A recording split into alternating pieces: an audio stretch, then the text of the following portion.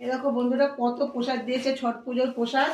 এরকম সব আস্তে আস্তে ফল, এবং বাজারেও আমাদের দোকানে আছে ভাইয়ের সব কাস্টমাররা যারা সব ছট পুজো করে তারাও সব প্রসাদ দিয়ে গেছে। ভাই বাজার থেকে সবাইকে প্যাকেট ধরে ধরে দিয়ে দিয়েছে। আর এই যে কি ঠেকুয়া বলে তো না এগুলোকে, বাবা মা তুমি খেতে পারবে না, বিশাল শক্ত। আর কালকে কৃষ্ণনগর জগদ্ধাত্রী পুজো আছে, সব এই দেখো পার্সেল খিচুড়ি ফল প্রসাদ আর সব হচ্ছে সব পুষ্পান্ন, দুটো পুষ্পান্ন এইসব পাঠিয়েছে। ঠাকুরের কাছে যাও আর না যাও প্রসাদটা ঠিক চলে এসছে।